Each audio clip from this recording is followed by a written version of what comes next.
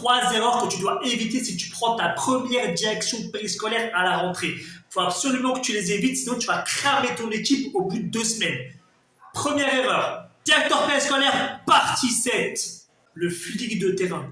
Tu vois un moto par terre, tu es dans le préau, et là tu vois un anime qui arrive et qui va passer à côté. Et là tu lui dis, tu peux faire ranger les enfants quand même. 2 minutes après, tu vas dans la cour et tu vois un animateur assis.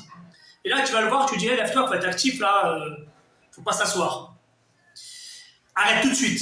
Si c'est pas une urgence de sécurité grave ou une urgence vitale par rapport à un enfant, note tout dans un carnet et pars-en au calme à la prochaine réunion. D'accord? Là, ce que tu vas risquer de faire si tu continues, c'est de casser la tête à ton équipe pour chaque détail.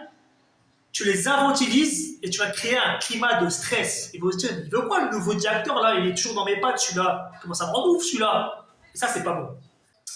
Deuxième erreur, tu veux révolutionner, tu veux tout révolutionner dès le premier jour. À partir d'aujourd'hui, on change la gestion du goûter, on change la gestion de l'appel, on change l'organisation de la cour, de la cantine. Alors là, c'est le meilleur moyen de braquer les anciens contre toi. Et tu vas faire paniquer tout le monde. Les enfants, les nouveaux, l'équipe. L'équipe, elle a besoin de repères. Elle a ses repères depuis des années, des semaines, je sais pas. Toi, ce que tu vas faire, c'est que les 2 premières semaines, tu vas observer. Tu vas comprendre pourquoi ils font ça. Ensuite, si tu vois vraiment des choses qui doivent être changées, là, tu vas apporter ta touche et tu vas co-construire avec eux le changement. Bien sûr, je te conseille de ne pas tout changer d'un coup, petit à petit. Et la troisième erreur, la plus basique, c'est vouloir être le pote de tout le monde. Rigoler avec l'équipe, c'est bien. Mais si tu fermes les yeux sur les retards ou les retours de pause à rallonge parce que tu es avec l'animateur, vous êtes ensemble pendant cette pause-là, le jour où il y a un vrai souci et que tu dois recadrer, il n'y a plus personne qui va te prendre au sérieux.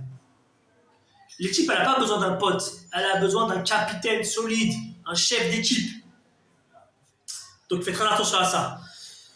Dites-moi en commentaire quelle erreur vous avez déjà vue, quelle erreur vous avez déjà fait, et abonne-toi pour plus de conseils de management périscolaire.